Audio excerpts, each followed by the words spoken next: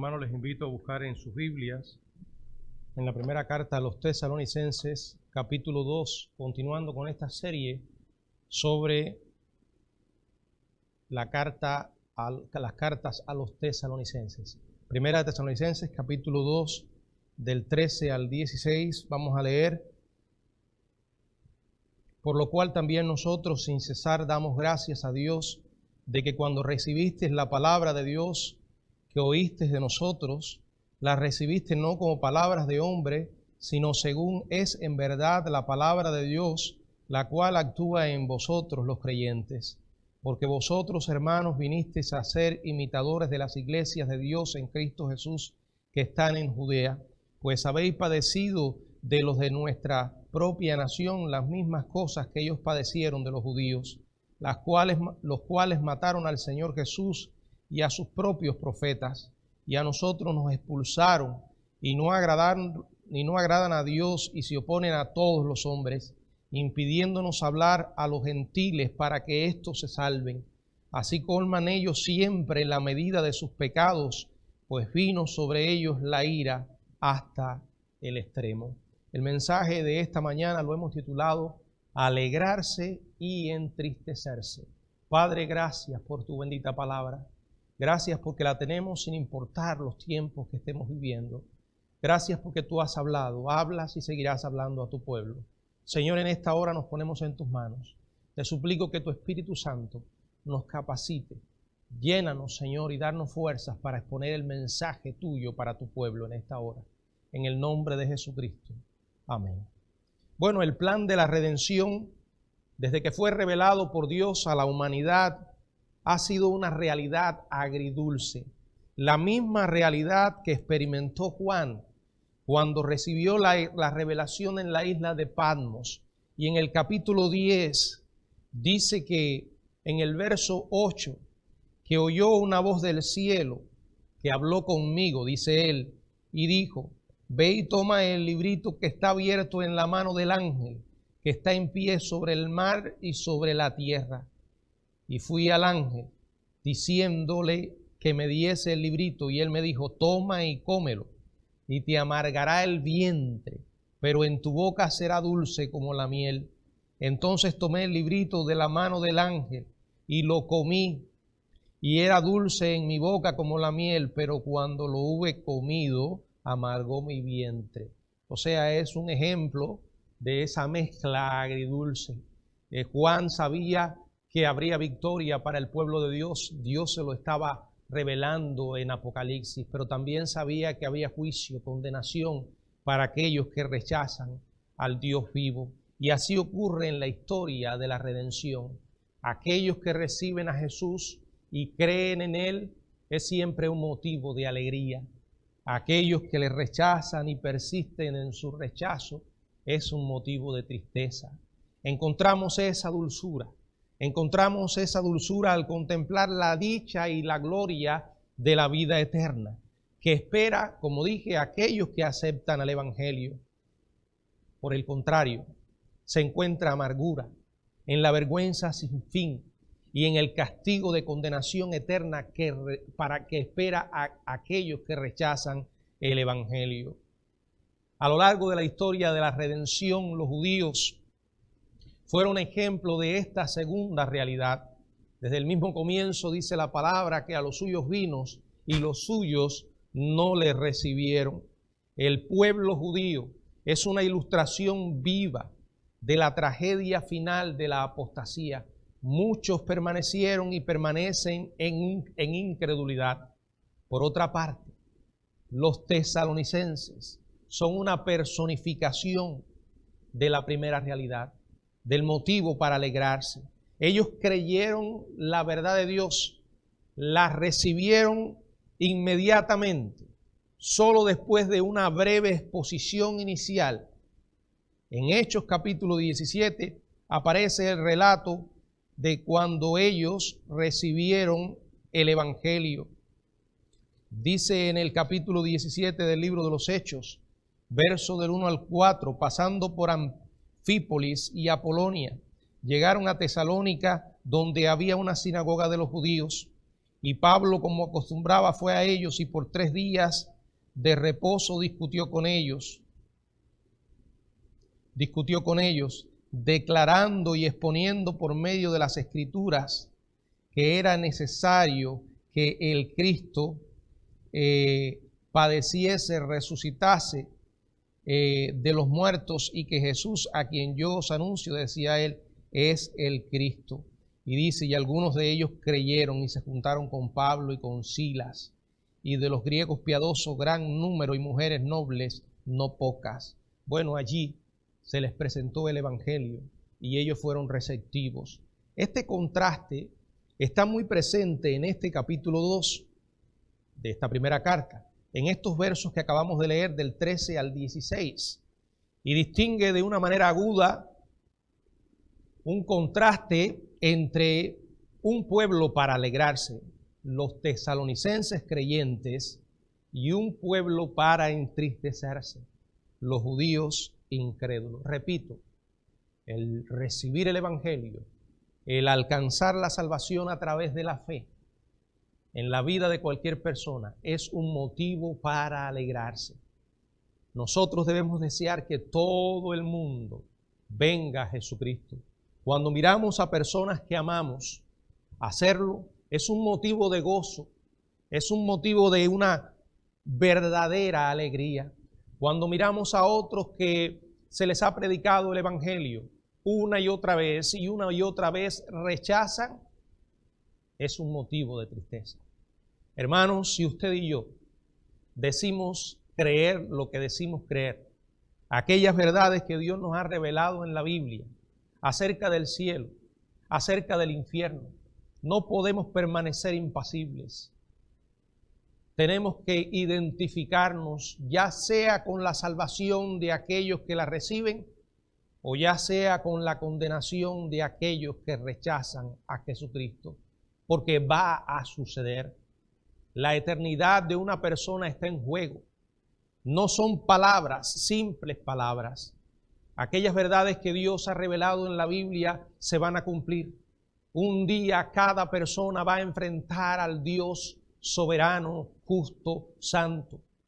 O le recibe como Salvador, o lo tendrá que enfrentar como juez. No es una cancioncita que cantamos para entretenernos. No son conceptos que hemos leído de una manera vana. No, son verdades gloriosas que están en el libro de Dios y que nosotros creemos. Debemos creerlas, debemos proclamarlas. Piénselo. Piense en aquella persona que está junto a usted y que muchas veces le ha predicado, quizás un miembro de su familia, alguien quien usted ama profundamente. Si se muere sin el Señor Jesucristo, va al infierno. Es una realidad que no podemos esconder. Está ahí. No, al final no todo el mundo va a ir al cielo.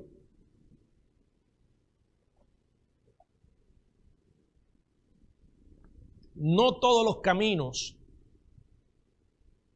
llevan a Dios. El único camino que lleva realmente a Dios es Jesucristo. Lo dijo claramente. Nadie viene al Padre si no es por mí. No importa cuántos caminos los hombres creen o se hayan inventado. No importa cuántas ideas fantasiosas llenen la mente y el corazón de muchos individuos. Aquellos que dicen, bueno, al final todo estará bien. El Dios de la Biblia o el Dios que ha creado el mundo, el creador, es un Dios bueno. Y al final va a perdonar a todo el mundo. Y todo estará bien. No, eso no es así. Dios es bueno indudablemente. Dios es santo, lo dice la palabra. Dios es justo. Y por ser santo y por ser justo, Dios no puede ignorar el pecado humano. La desobediencia no puede pasar ante Dios y dejarla. Le costó la vida a su Hijo. Él murió por los pecadores. La salvación tú y yo la recibimos gratis, pero para Dios fue inmensamente costosa. Es un asunto muy, muy serio. Y en este mensaje se ilustra claramente alegrarse y entristecerse. Alegrarse por la salvación de aquellos que la reciben, los tesalonicenses, y entristecerse por aquellos que la rechazan, los judíos. Les invito a que me acompañen en esta reflexión. Tratemos de ir sobre estos versículos y meditar en lo que Dios tiene para nosotros en esta mañana. En primer lugar, un pueblo para alegrarse. Dice el capítulo 2, verso 13 y verso 14, por lo cual también nosotros, sin cesar, damos gracias a Dios de que cuando recibiste la palabra de Dios que oíste de nosotros, la recibiste no como palabra de hombre, sino según es en verdad la palabra de Dios, la cual actúa en vosotros los creyentes, porque vosotros, hermanos, vinisteis a ser imitadores de las iglesias de Dios en Cristo Jesús que están en Judea, pues habéis padecido de los de vuestra nación las mismas cosas que ellas padecieron de los judíos. Pablo siempre estuvo muy agradecido por el privilegio de ministrar y reconocía sin cesar que Dios era el único en dar poder a la verdad por medio de él. Su palabra es verdad. Y cuando esa palabra es predicada, entonces el Espíritu la toma para transformar vidas. La Biblia dice claramente que el Evangelio es poder de Dios para salvación. La palabra griega para poder es dinami, de donde viene la palabra dinamita. Una explosión espiritual se produce en el interior de un individuo cuando cree. Dios transforma vidas. Es el Evangelio el único capaz de hacer nuevas criaturas. Aquí repite la razón por la que sin cesar da gracias a Dios por los tesalonicenses. Dice por lo cual, una expresión singular y abarca una causa triple para la gratitud de Pablo. En otras palabras, 3 razones por las que daba gracias por los tesalonicenses y por lo que se alegraba en ellos. Número 1, recibieron la palabra de Dios. Verso 13, por lo cual también nosotros sin cesar damos gracias a Dios. Damos gracias a Dios de que cuando recibiste la palabra de Dios que oíste de nosotros, la recibiste no como palabra de hombre, sino según es en verdad la palabra de Dios, la cual actúa en vosotros los creyentes. Ellos fueron abiertos. Ellos fueron receptivos para oír la predicación de Pablo, Silas y Timoteo, como acabamos de leer.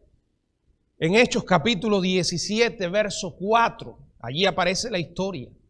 Pablo dice, la palabra que oísteis de nosotros. El apóstol era un mensajero de Dios. Lo que llevaba era el mensaje de Dios, la palabra de Dios. Ese es el mensaje que el mundo necesita. Y ese es el mensaje que tú y yo estamos llamados a proclamar. Lo mejor que podemos hacer por una vida es hablarle del Evangelio. Todo lo demás es secundario. Nada es tan importante como la palabra. ¿Por qué? Porque al final eso es lo más trascendental. La eternidad de una vida. Mucha gente hoy vive aterrada por las cosas que aquí encuentra y que le pueden producir la muerte. Y créanme, no se trata solo del COVID.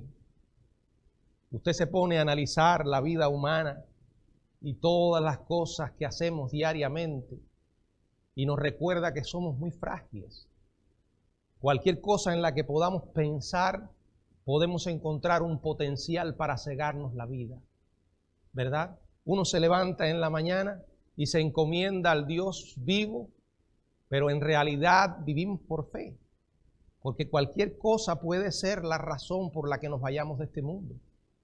Y créanme, la Biblia dice claramente, no temáis a los que matan el cuerpo, ¿verdad?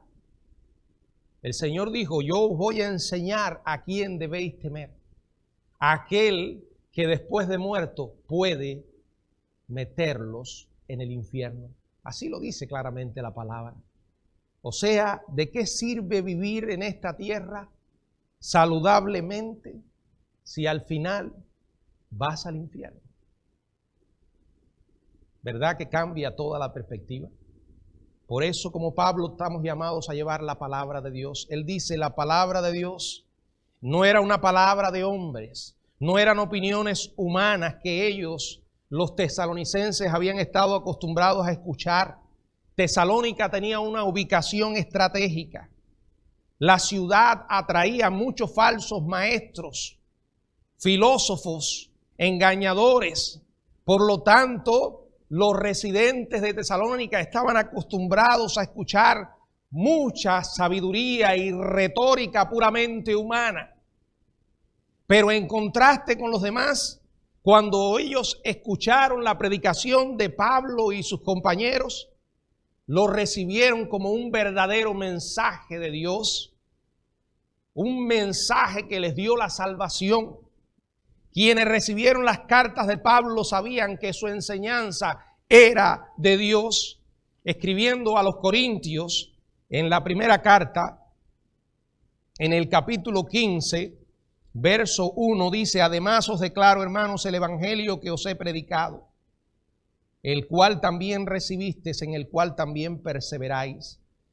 Bueno, él predicaba el evangelio. Luego en el 3 y 4 dice: porque primeramente os he enseñado lo que asimismo recibí, que Cristo Jesús murió por nuestros pecados conforme a las Escrituras, que fue sepultado y resucitó al tercer día conforme a las Escrituras. Ese es el evangelio.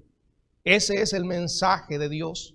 Un mensaje que, a diferencia de la palabra de los hombres, no es vacío, no es impotente. Ese mensaje está diseñado para satisfacer las más profundas necesidades humanas. Y aquí permítame repetir nuevamente: es lo mejor que podemos hacer por alguien, independientemente de todo lo demás que hacemos por otras personas, llenando necesidades temporales y terrenales. No es nada comparable con llenar las necesidades espirituales y eternas que solo el evangelio produce. El verbo traducido como actúa quiere decir obrar con eficacia. El evangelio obra con eficacia porque es tomado por el Espíritu de Dios para producir transformación, para producir vida espiritual. Los tesalonicenses progresaron espiritualmente porque creyeron el mensaje de la cruz, y esa creencia afectó radicalmente sus vidas diarias. Esa es una de las grandes maravillas que se produce cuando Cristo llega a un corazón. Transforma y comienza a manifestar evidencias de esa transformación. Qué importante es esto, sobre todo cuando hoy tanta gente dice creer en Dios, cuando tanta gente dice ser cristianas. Sin embargo, sus vidas no respaldan lo que dicen creer. No hay transformación, no hay experiencias que confirmen una vida nueva de frutos espirituales. Ellos recibieron la palabra de Dios, y esta es la primera razón por la que Pablo dio gracias.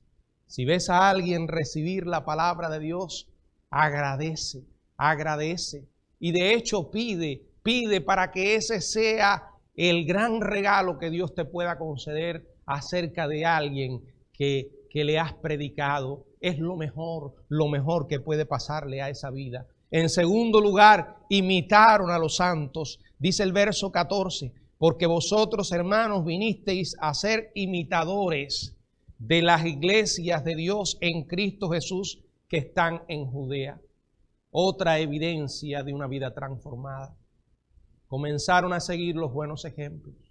Comenzaron a mirar a otras personas que aman a Dios y a seguirle. Cuando una persona ha nacido de nuevo, vuelve sus ojos hacia otros nacidos de nuevo. Recuerden que los seres humanos somos seres que tenemos tendencia a imitar. Y debido a esa condición depravada que tenemos como pecadores, imitamos lo malo. Lo malo se nos pega. Es más contagioso que el virus. ¿Cuántas veces no hemos visto eso en nuestra propia vida y en la vida de otros? Sin embargo, cuando ocurre algo en nuestra vida como el nuevo nacimiento, entonces cambia nuestra mirada.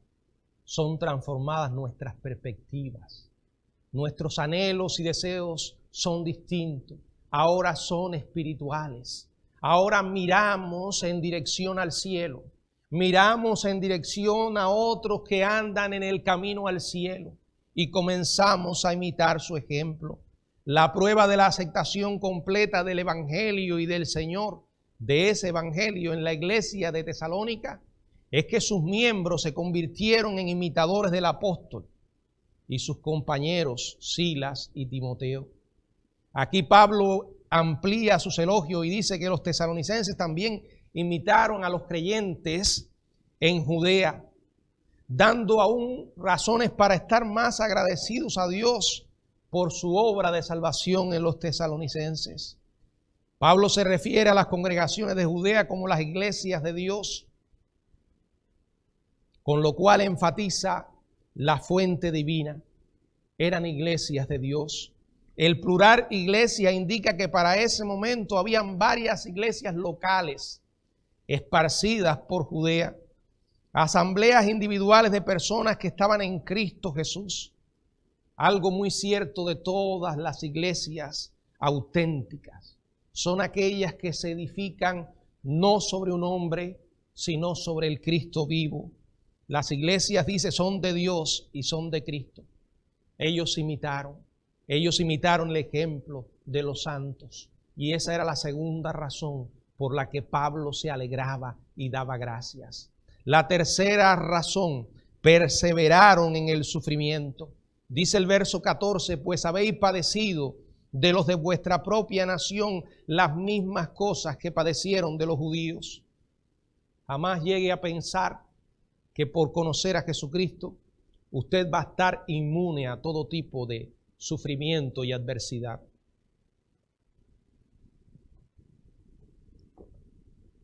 Esa no es la promesa de Dios. El Señor Jesucristo fue claro, dijo la verdad: en el mundo tendréis aflicción. Los cristianos tenemos que transitar por este valle incómodo y vamos a encontrar pruebas, vamos a enfrentar adversidades. La promesa es que Dios estará con nosotros. Ahora, una evidencia de que la fe es auténtica es que la fe no se va a desplomar cuando sopla el primer viento de adversidad. Es realmente doloroso ver cómo la fe de algunos se ha vuelto añicos en estos tiempos. ¿Qué pasó? ¿La perdieron o es que nunca la tuvieron? Es muy fácil ser cristiano cuando todo nos sonríe. Es muy fácil cuando lo que creo, porque me lo predican y me lo enseñan, es que no voy a enfermarme nunca, siempre voy a prosperar. Yo recuerdo que cuando comenzó esto del COVID, algunos que se ponen a repetir toda tontería que encuentran en internet, empezaron a poner allí que si mi casa está cubierta con la sangre de Jesucristo, como sucedió en Egipto. Ellos no experimentaron las plagas porque allí el Señor les protegió. Y entonces esa experiencia ahora va a ocurrir exactamente igual. En otras palabras, el Señor me va a proteger y voy a estar inmunizado contra el COVID. Y así lo ponían y lo repetían sin reflexionar en las implicaciones de semejante cosa. No se trata de falta de fe. No, se trata de creer realmente lo que la Biblia enseña. Y nosotros somos muy dados a la vida cómoda. Por eso Dios nos despierta muchas veces con las adversidades. Porque son ellas y solo ellas las que logran ganar nuestra atención. No podemos decir que el sufrimiento no está en nuestra vida. He conocido gente que ha amado a Dios con todo su corazón. Y han sufrido. Y se han enfermado de enfermedades terribles. Y muchos han muerto de ellas. ¿Vamos a decir que Dios no los amaba? No. Pero esa gente seguía diciendo, Dios es bueno. Sabemos que un milagro de sanidad es algo espectacular. Y todos quedan perplejos ante alguien que estaba enfermo y Dios lo sanó. ¡Qué tremendo! Oh, Dios sí es real porque sanó a fulano. Pero ¿cuántas veces no hemos visto a otros que han orado y orado y Dios no los ha sanado? Pero sin embargo, esa gente en medio de su dolor y de sus lágrimas han seguido diciendo, Dios es bueno y está conmigo. Hermanos, semejantes testimonios impactan la vida de aquellos que les ven vivir, porque son milagros vivientes, porque perseveran en medio del sufrimiento. Qué triste es cuando vemos personas que dicen que aman a Dios y se les acaba la cuerda cuando esas cosas se ponen difíciles. Abandonan el barco cuando comienza a entrarle agua. Bajan los brazos cuando apenas comienza el combate. No te rindas. Si eres un soldado de Jesucristo, como dice la Biblia, buen soldado, no dejes de luchar. Pablo escribió a Timoteo, sufre penalidades. ¿Cómo qué? Como buen soldado de Jesucristo. Si vas a morir, muere peleando, glorificando a Dios. No te rindas. No importa hoy que te sientas que vas a morir. No te rindas. ¿Sabes por qué? Porque Jesús no se rindió. Piensa. Si Jesús se hubiera rendido. Tuvo batallas el Señor. Claro, una vez oró y dijo, Padre, si es posible, pasa de mí esta copa. Humanamente se sentía en una gran guerra, en una gran batalla. Pero inmediatamente dijo, Señor, no se haga mi voluntad, sino la tuya. Los cristianos de Tesalónica pasaron momentos difíciles, pero no se rindieron. Igual que los creyentes de Judea sufrieron persecución de su propio pueblo. Inmediatamente después de recibir el Evangelio, la historia aparece en Hechos capítulo 17. Sin embargo, ellos lo enfrentaron. Ellos no bajaron los guantes, los brazos. Siguieron peleando. Triunfaron en medio del sufrimiento y estuvieron gozosos por la aflicción. Primera a los Tesalonicenses capítulo 1, verso 6. Dice, y vosotros vinisteis a ser imitadores de nosotros y del Señor, recibiendo la palabra, ¿en qué? En medio de gran tribulación. Aquí no dice una simple tribulación. Es interesante cómo la Biblia emplea la palabra gran. Y estos detalles nos dicen mucho.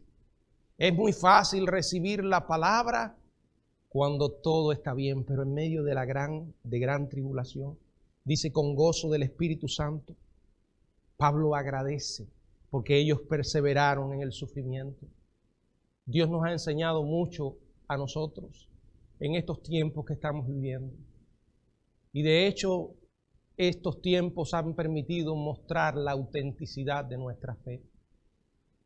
Hermanos míos, todo lo que hoy vivimos, dice claramente la Biblia, no es comparable con la gloria venidera que en nosotros ha de manifestarse.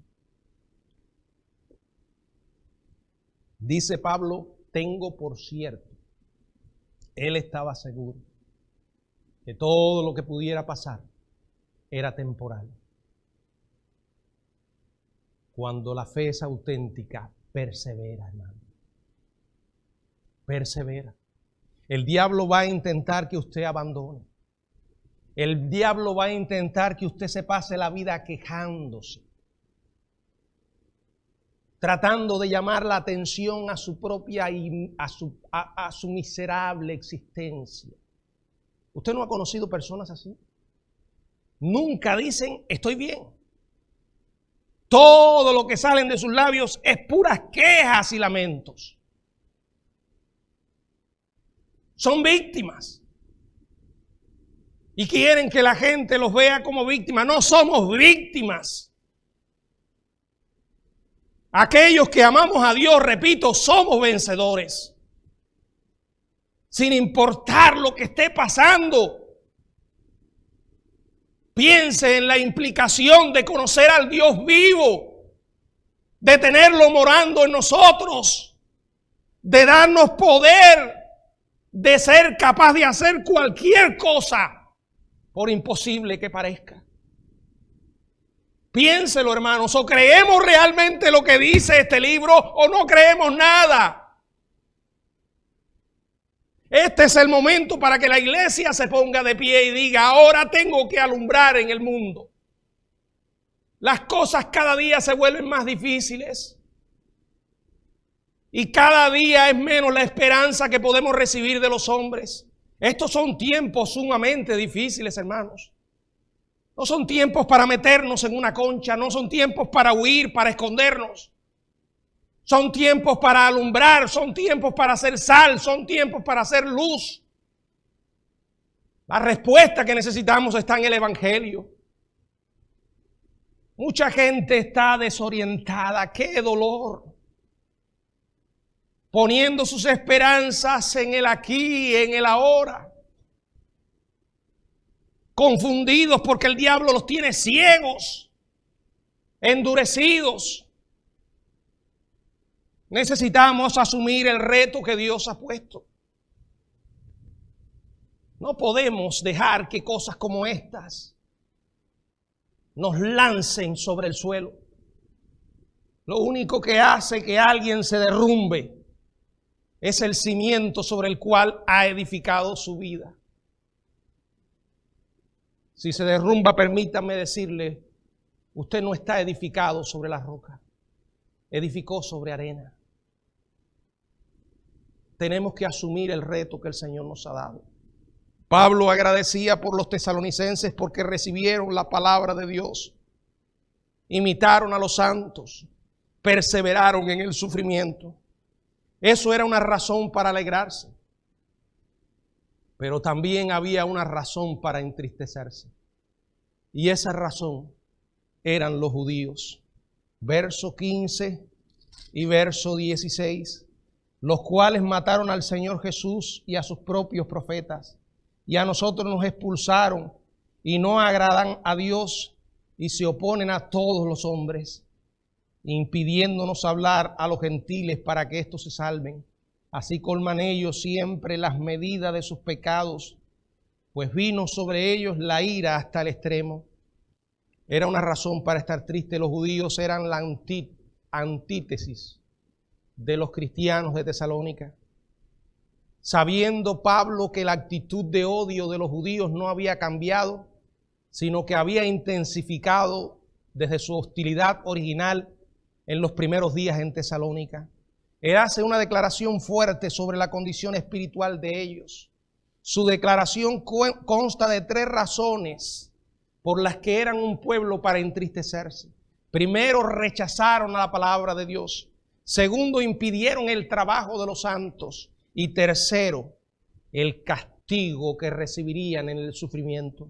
Primero, rechazaron la palabra de Dios, los cuales mataron al Señor Jesús, dice la palabra, y a sus propios profetas, y a nosotros nos expulsaron. Un contraste entre ellos y los de Tesalónica, que habían recibido la verdad. Ellos la rechazaron. Dice la palabra, mataron al Señor Jesús, al Mesías. Hechos 2 habla de la declaración de este pecado que cometieron. Ellos rechazaron al Señor. Fueron los judíos los que instigaron a los romanos para llevarle a la cruz. Claro, por encima de todo lo que estaba sucediendo, estaba la mano soberana de Dios. También los profetas del Antiguo Testamento entregaron las palabras de Dios a su pueblo y a ellos también los mataron. Una y otra vez rechazaban el Evangelio. Qué triste, ¿verdad? aquel pueblo al que el Señor vino, y ellos no le recibieron. Cuando una persona rechaza la palabra del Dios vivo, se está condenando. No tendrá escape. Está cerrando la puerta de la oportunidad. Está en una situación bien, pero bien peligrosa. Su condenación eterna está garantizada. Y una línea muy fina hay entre el aquí y el ahora y la eternidad. Y esa línea se puede cruzar en cualquier momento. Y después no hay oportunidad. No crea que habrá otra oportunidad. La Biblia dice claramente que está establecido que los hombres mueran y después el juicio. Cuando vemos a alguien rechazar la palabra de Dios, es un motivo de profundo dolor, porque la persona se está condenando. Y además no sabemos cuántas oportunidades más volverá a tener. No sabemos cuándo puede irse de este mundo. A veces veo personas que piden oración por amigos que están enfermos. Sin embargo, esos amigos no son cristianos. No han conocido a Jesús. Sin embargo, hay cristianos tan poco enfocados que lo que quieren es simplemente que se sanen. No pida eso. Si usted tiene a alguien que no conoce a Jesucristo, no importa lo grave que esté, pida por la salvación de esa vida.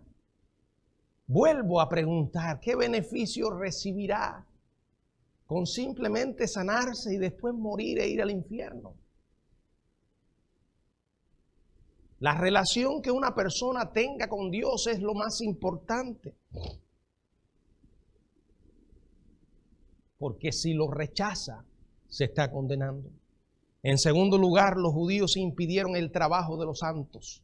Dice, y no agradaron a Dios y se oponen a todos los hombres, impidiéndonos hablar a los gentiles para que éstos se salven. Mientras los tesalonicenses recibieron la palabra y honraron a los predicadores del evangelio o los imitaron, los gentiles, los judíos fueron todo lo contrario. Se negaron a creer en el evangelio y les molestaba que se predicara a otros para que pudieran salvarse. Claro, indudablemente hubo algunos judíos que también creyeron, pero en sentido general esta era la actitud de ellos. Era una actitud de rechazo, era una actitud de obstaculizar la predicación del evangelio. Así hay personas igualmente que no solo no entran ellos por la puerta estrecha, sino que además intentan impedírselo a otros. ¿No los ha visto? Bueno, Dios va a demandar no solo lo que ellos han hecho, sino también la influencia que están ejerciendo sobre otros para impedirles que vengan a Jesucristo. El Señor advirtió de los tropiezos, de aquellos que sirven de obstáculo ante el andar de otras personas en el camino a la salvación. Así fueron los judíos. Y el tercer lugar, la tercera razón para entristecerse por ellos, era el castigo en el sufrimiento. Dice el verso 16, así colman ellos también la medida de sus pecados, pues vino sobre ellos la ira hasta el extremo. De la misma manera que los tesalonicenses perseveraban en el sufrimiento, los judíos eran, dice la palabra, que colmaban siempre las medidas de sus pecados. El sufrimiento vendría sobre ellos en la eternidad. Me llama la atención la expresión colman ellos siempre la medida de sus pecados. Colman ellos siempre la medida de sus pecados. La idea es esta. Hay un punto cuando Dios dice, ya basta. Pasó en Sodoma y Gomorra. Pasó mucho antes. Cuando vio Dios que los pensamientos del hombre eran de continuo solamente el mal y decidió hacer juicio. El lenguaje de Pablo se deriva del tipo de expresión que se ve primero en las Escrituras. En el libro de Génesis capítulo 15, verso 16, donde dice: aún no ha llegado a su colmo la maldad del amorreo. La idea es que Dios trae juicio cuando el pecado alcanza cierto límite. Dios reacciona, Dios se ofende, Dios expresa su ira ante el pecado. Hay un momento en que Dios dice: hasta aquí, se acabó, terminaste. Hay personas que piensan que pueden andar por su propio camino indefinidamente. Y es un grave error, porque no es posible semejante cosa. Un día Dios dice: hasta aquí. Y después vendrá el juicio. La ira del juicio de Dios vino sobre los judíos hasta el extremo. El verbo traducido vino está en tiempo aoristo y afirma que Pablo tenía la certeza sobre la llegada de la ira divina que expresó la noción como si ya hubiera ocurrido. Estaba garantizada, era segura. Bueno, históricamente ocurrió en el cautiverio babilónico, Ezequiel capítulo 8 hasta el 11. También cuando la destrucción de Jerusalén en el año 70. La ira también vendrá sobre la tierra en juicio, Apocalipsis 19. Y además el mismo libro de Apocalipsis es un registro de la ira de Dios derramada sobre el mundo, especialmente Dios tratando con los judíos. Los 7 años de tribulación, la semana 70 de Daniel, son un registro de esa ira y de ese juicio sobre los judíos. Ahora, aunque sabemos que como nación rechazaron al Mesías, aunque sabemos que como nación obstaculizaron la predicación del Evangelio, y aunque también sabemos que muchos judíos serán condenados, y de hecho la misma nación pasará por el fuego de la prueba, Dios no ha terminado con ellos. La palabra enseña en Romanos capítulo 11 que Dios salvará un día a Israel. La palabra nos dice en Romanos capítulo 11, verso 26 y verso 27. Y luego todo Israel será salvo, como está escrito: vendrá de Sión el libertador que apartará de Jacob la impiedad. Y este será mi pacto con ellos cuando yo quite sus pecados. Sí, porque no puede haber relación con Dios cuando el pecado está mediando.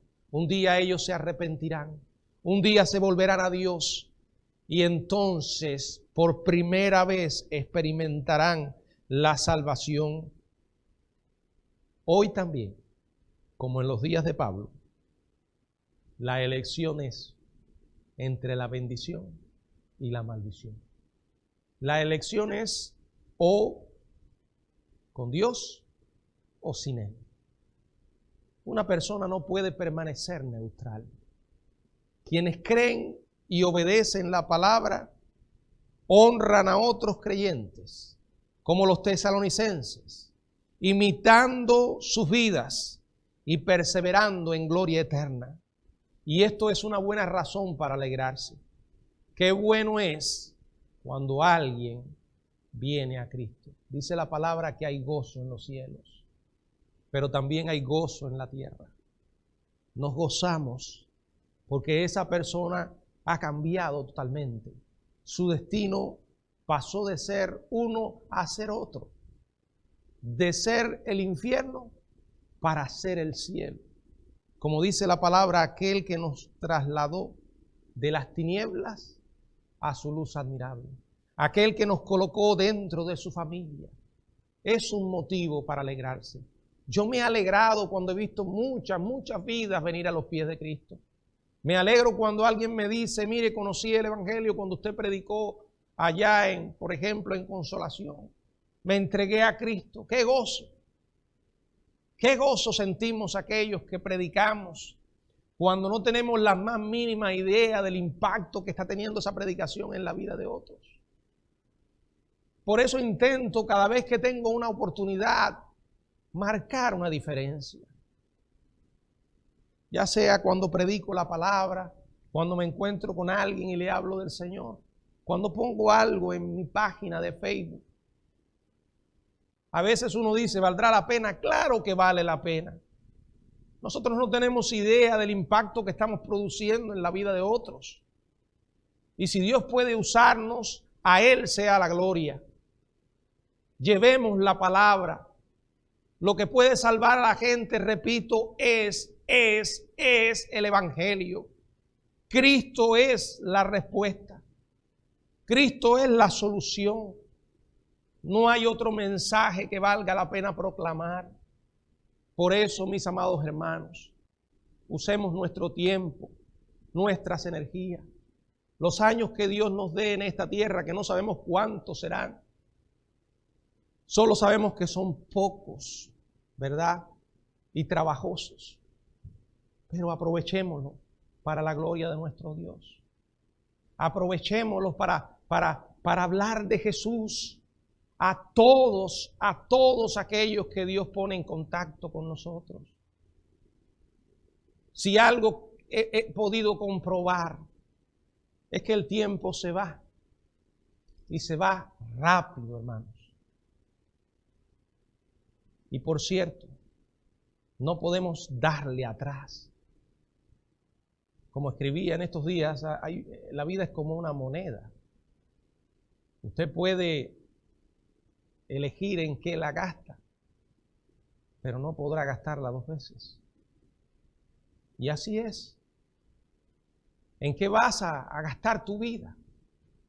¿En qué crees que realmente valga la pena? Bueno, algunos no aprenden la lección hasta que es demasiado tarde. Gastan su vida y sus energías en cosas que no son necesariamente malas, pero no son los más importantes. Y cuando llegan al momento final se preguntan, ¿qué he hecho con mi vida? ¿Valió la pena todo esto que he estado haciendo? Sin embargo, qué bueno es cuando uno llega al final y todo lo que tiene atrás es un sendero a través del cual hemos estado glorificando a Dios y sirviéndole a Él. Porque vamos a encontrarnos con Él. Vamos a estar para siempre con Él. La segunda razón es la tristeza de aquellos que rechazan la palabra, que la obstaculizan, que intentan estorbar para que otros vengan a Cristo. Es una razón para entristecerse. ¿Tienes todavía familiares que no conocen a Cristo? ¿Tienes motivos para estar triste?